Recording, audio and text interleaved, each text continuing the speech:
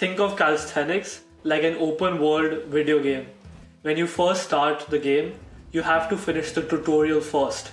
Then after finishing the tutorial, you first start out the game by killing the easy monsters and defeating the easy bosses.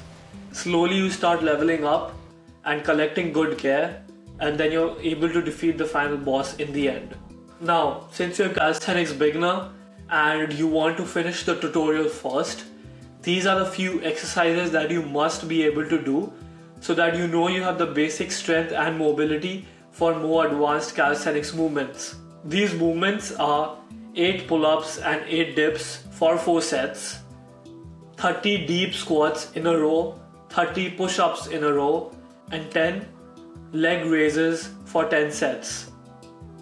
You do not need to do all these movements on the same day, but as a standalone you should be able to do them. And for 8 pull-ups and 8 dips, preferably do them together. You want to do 8 pull-ups and 8 dips, which is 1 set, then you do it again, which is 2 sets, and you do this 4 times while also taking rest in between. I go over this in more detail in my other video if you want to check that out. But after you're able to do these movements for this certain amount of reps, this means you have a solid base and you're able to now focus on other calisthenics movements. If you want a free personalized routine that will make you the coolest guy in the gym, then join my calisthenics community and book a free call. There are only 21 free spots left, so just take it as soon as you can. The skills that you want to focus on after this are the L-sit, the tuck planche, handstand, muscle up, and pistol squats. Once you're able to do these for the rep range and the time that I've given, this means that you're finally getting stronger. You're like level 30 in the game and most of the small monsters mean nothing to you. So you start preparing for your journey to beat the final boss.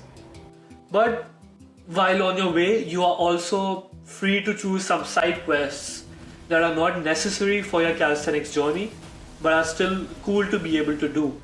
These skills are the back lever, the human flag, the V-sit. Regardless whether or not you want to do them, your objective is to kill the final boss, and for that you need powerful weapons. These weapons are the front lever, the planche, dragon squats, handstand push-ups. With these powerful weapons, you can finally say that you have completed calisthenics. But that doesn't mean your journey must end. When you finish an open world game and you defeat the boss, the game still goes on. You're still able to level up your character.